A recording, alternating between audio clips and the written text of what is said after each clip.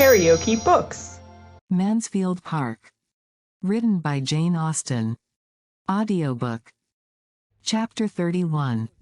Henry Crawford was at Mansfield Park again the next morning, and at an earlier hour than common visiting warrants. The two ladies were together in the breakfast room, and fortunately for him, Lady Bertram was on the very point of quitting it as he entered. She was almost at the door, and not choosing by any means to take so much trouble in vain, she still went on, after a civil reception, a short sentence about being waited for, and a "let Sir Thomas know" to the servant. Henry, overjoyed to have her go, bowed and watched her off, and without losing another moment, turned instantly to Fanny, and taking out some letters said, with a most animated look, "I must acknowledge myself infinitely obliged to any creature who gives me such an opportunity of seeing you alone. I have been wishing it more than you can have any idea. Knowing as I do what your feelings as a sister are, I could hardly have borne that any one in the house should share with you in the first knowledge of the news I now bring. He is made. Your brother is a lieutenant. I have the infinite satisfaction of congratulating you on your brother's promotion. Here are the letters which announce it, this moment come to hand. You will, perhaps, like to see them." Fanny could not speak, but he did not want her to speak. To see the expression of her eyes, the change of her complexion, the progress of her feelings, their doubt, confusion, and felicity, was enough. She took the letters as he gave them. The first was from the Admiral to inform his nephew, in a few words, of his having succeeded in the object he had undertaken, the promotion of young Price, and enclosing two more, one from the Secretary of the First Lord to a friend, whom the Admiral had set to work in the business, the other from that friend to himself, by which it appeared that his lordship had the very great happiness of attending to the recommendation of Sir Charles, that Sir Charles was much delighted in having such an opportunity of proving his regard for Admiral Crawford, and that the circumstance of Mr. William Price's commission as second lieutenant of H.M. sloop Thrush, being made out, was spreading general joy through a wide circle of great people. While her hand was trembling under these letters, her eye running from one to the other, and her heart swelling with emotion, Crawford thus continued with unfeigned eagerness to express his interest in the event. "I will not talk of my own happiness," said he, "great as it is, for I think only of yours. Compared with you, who has a right to be happy? I have almost grudged myself my own prior knowledge of what you ought to have known before all the world. I have not lost a moment, however. The post was late this morning, but there has not been since a moment's delay. How impatient, how anxious, how wild I have been on the subject, I will not attempt to describe, how severely mortified, how cruelly disappointed, in not having it finished while I was in London. I was kept there from day to day in the hope of it, for nothing less dear to me than such an object would have detained me half the time from Mansfield.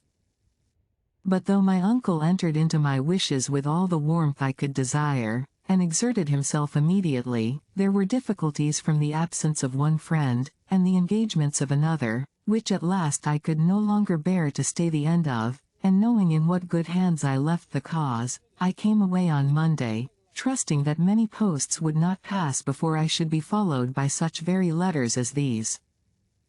My uncle, who is the very best man in the world, has exerted himself, as I knew he would after seeing your brother.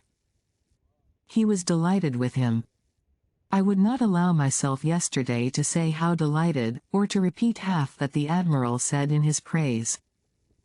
I deferred it all, till his praise should be proved the praise of a friend, as this day does prove it. Now I may say that even I could not require William Price to excite a greater interest, or be followed by warmer wishes and higher commendation, than were most voluntarily bestowed by my uncle, after the evening they passed together. "Has this been all your doing then?" cried Fanny. "Good heaven! How very, very kind! Have you really, was it by your desire? I beg your pardon, but I am bewildered." Did Admiral Crawford apply? How was it? I am stupefied.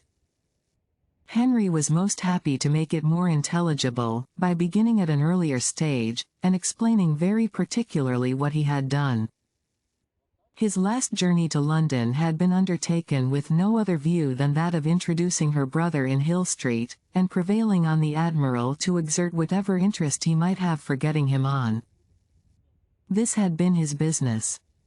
He had communicated it to no creature, he had not breathed a syllable of it even to Mary. While uncertain of the issue, he could not have borne any participation of his feelings, but this had been his business, and he spoke with such a glow of what his solicitude had been, and used such strong expressions, was so abounding in the deepest interest, in twofold motives, in views and wishes more than could be told, that Fanny could not have remained insensible of his drift, had she been able to attend, but her heart was so full and her senses still so astonished, that she could listen but imperfectly even to what he told her of William, and saying only when he paused, "How kind!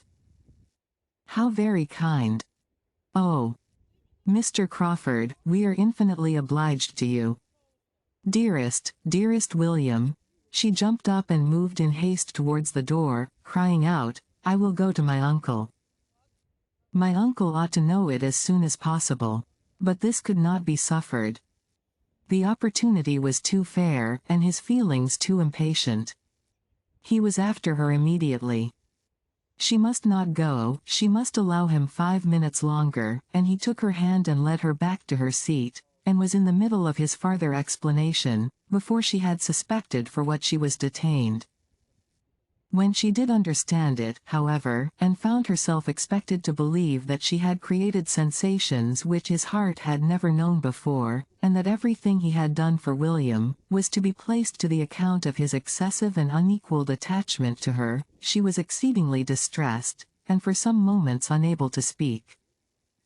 She considered it all as nonsense, as mere trifling and gallantry, which meant only to deceive for the hour. She could not but feel that it was treating her improperly and unworthily, and in such a way as she had not deserved, but it was like himself, and entirely of a piece with what she had seen before, and she would not allow herself to show half the displeasure she felt, because he had been conferring an obligation, which no want of delicacy on his part could make a trifle to her.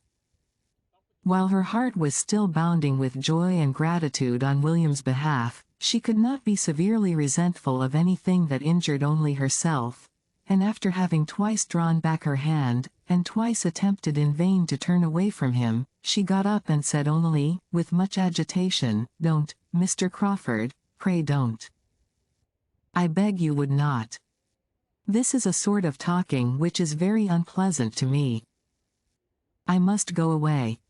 I cannot bear it." But he was still talking on, describing his affection, soliciting a return, and, finally, in words so plain as to bear but one meaning even to her, offering himself, hand, fortune, everything to her acceptance.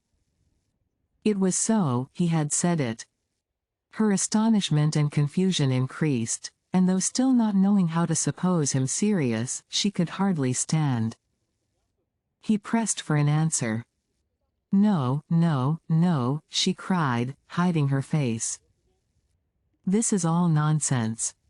Do not distress me. I can hear no more of this. Your kindness to William makes me more obliged to you than words can express, but I do not want, I cannot bear, I must not listen to such. No, no, don't think of me. But you are not thinking of me. I know it is all nothing."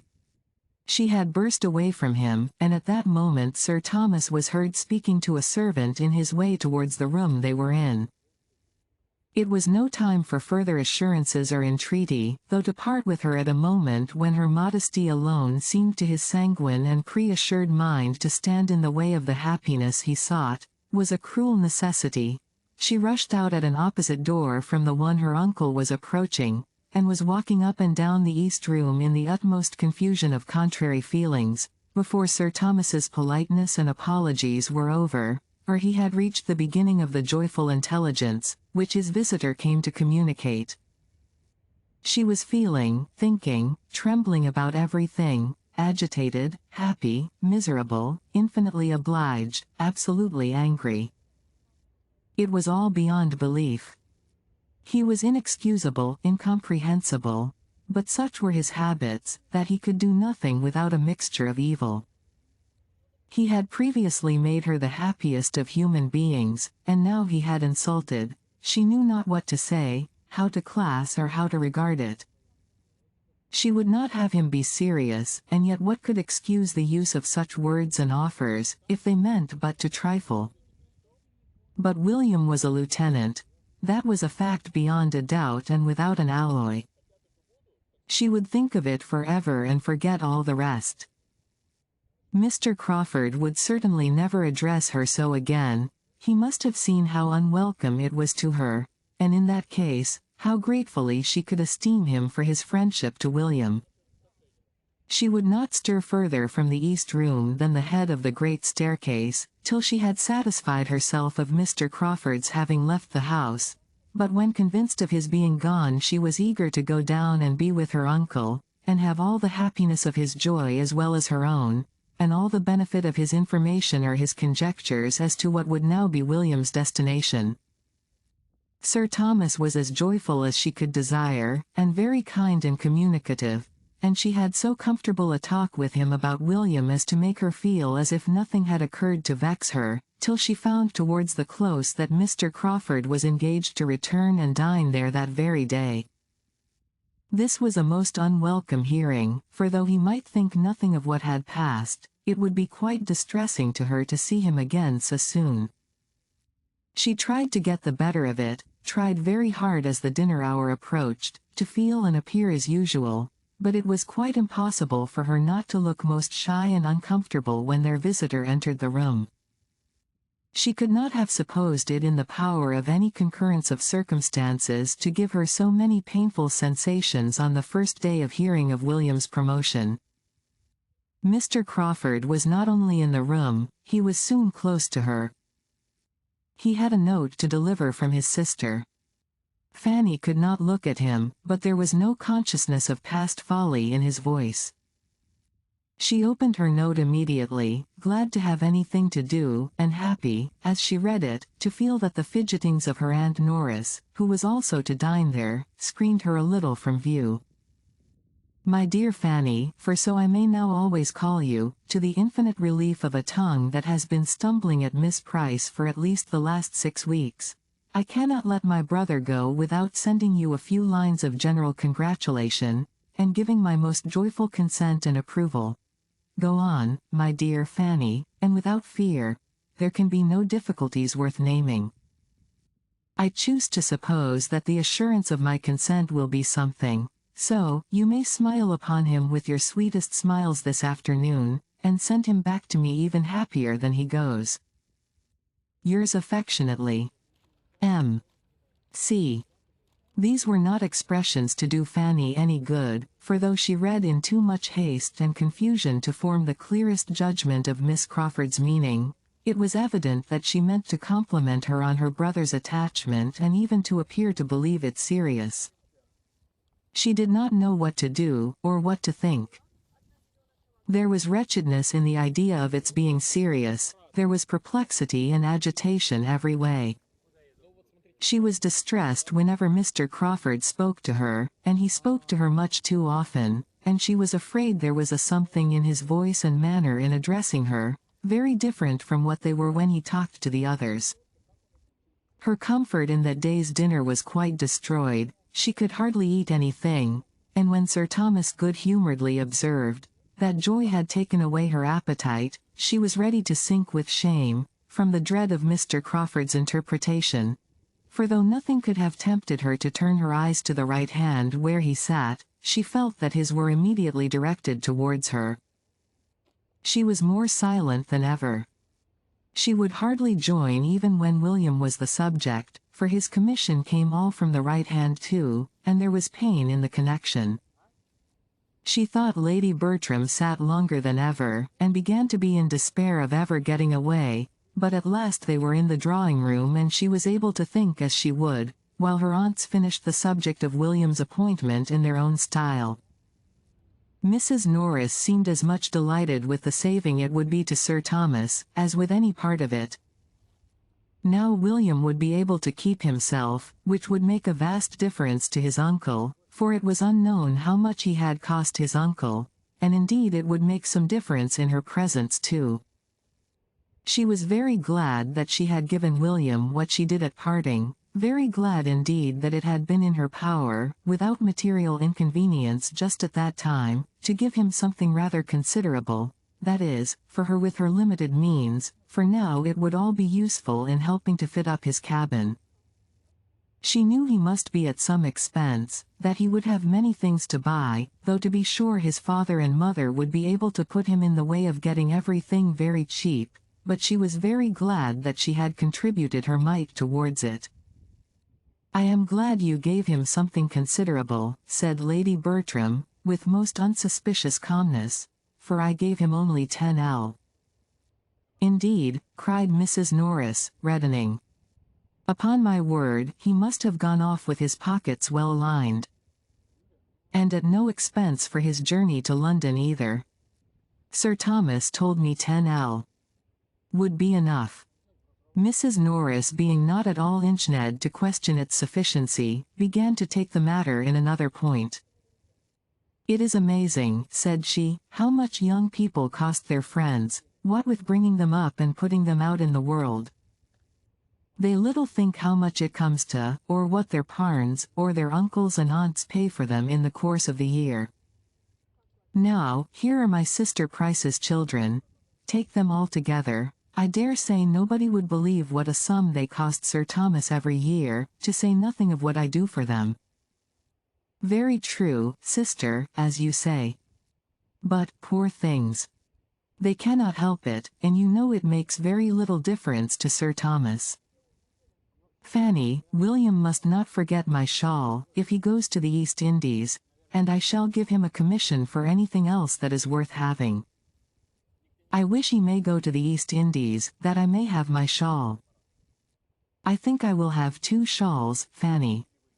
Fanny, meanwhile, speaking only when she could not help it, was very earnestly trying to understand what Mr. Dot and Miss Crawford were at.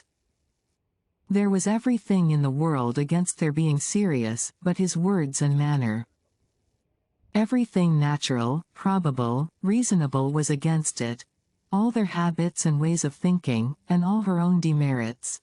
How could she have excited serious attachment in a man, who had seen so many, and been admired by so many, and flirted with so many, infinitely her superiors, who seemed so little open to serious impressions, even where pains had been taken to please him, who thought so slightly, so carelessly, so unfeelingly on all such points, who was everything to everybody, and seemed to find no one essential to him, and further, how could it be supposed that his sister, with all her high and worldly notions of matrimony, would be forwarding anything of a serious nature in such a quarter? Nothing could be more unnatural in either. Fanny was ashamed of her own doubts. Everything might be possible rather than serious attachment or serious approbation of it towards her. She had quite convinced herself of this before Sir Thomas and Mr. Crawford joined them. The difficulty was in maintaining the conviction quite so absolutely after Mr. Crawford was in the room, for once or twice a look seemed forced on her which she did not know how to class among the common meaning. In any other man at least, she would have said that it meant something very earnest, very pointed. But she still tried to believe it no more than what he might often have expressed towards her cousins and 50 other women. She thought he was wishing to speak to her unheard by the rest. She fancied he was trying for it the whole evening at intervals, whenever Sir Thomas was out of the room, or at all engaged with Mrs. Norris, and she carefully refused him every opportunity. At last, it seemed an at last to Fanny's nervousness, though not remarkably late, he began to talk of going away, but the comfort of the sound was impaired by his turning to her the next moment, and saying, "Have you nothing to send to Mary? No answer to her note? She will be disappointed if she receives nothing from you. Pray write to her, if it be only a line." "Oh, Yes, certainly, cried Fanny, rising in haste, the haste of embarrassment and of wanting to get away. I will write directly. She went accordingly to the table, where she was in the habit of writing for her aunt, and prepared her materials without knowing what in the world to say. She had read Miss Crawford's note only once, and how to reply to anything so imperfectly understood was most distressing. Quite unpracticed in such sort of note-writing, had there been time for scruples and fears as to style, she would have felt them in abundance. But something must be instantly written, and with only one decided feeling, that of wishing not to appear to think anything really intended, she wrote thus, in great trembling both of spirits and hand. I am very much obliged to you, my dear Miss Crawford, for your kind congratulations, as far as they relate to my dearest William. The rest of your note I know means nothing, but I am so unequal to anything of the sort, that I hope you will excuse my begging you to take no further notice. I have seen too much of Mr. Crawford not to understand his manners. If he understood me as well, he would, I dare say, behave differently. I do not know what I write, but it would be a great favor of you never to mention the subject again. With thanks for the honor of your note, I remain, dear Miss Crawford. N.C. N.C. The conclusion was scarcely intelligible from increasing fright, for she found that Mr. Crawford, under pretense of receiving the note, was coming towards her. You cannot think I mean to hurry you, said he in an under voice, perceiving the amazing trepidation with which she made up the note. You cannot think I have any such object. Do not hurry yourself, I entreat. Oh, I thank you, I have quite done, just done. It will be ready in a moment. I am very much obliged to you, if you will be so good as to give that to Miss Crawford. The note was held out and must be taken, and as she instantly and with averted eyes walked towards the fireplace, where sat the others, he had nothing to do but to go in good earnest. Fanny thought she had never known a day of greater agitation, both of pain and pleasure, but happily the pleasure was not of a sort to die with the day, for every day would restore the knowledge of William's advancement, whereas the pain she hoped would return no more. She had no doubt that her note must appear excessively ill-written, that the language would disgrace a child, for her distress had allowed no arrangement, but at least it would assure them both of her being neither imposed on, nor gratified by Mr. Crawford's attentions. If you liked what you heard, please subscribe to the channel.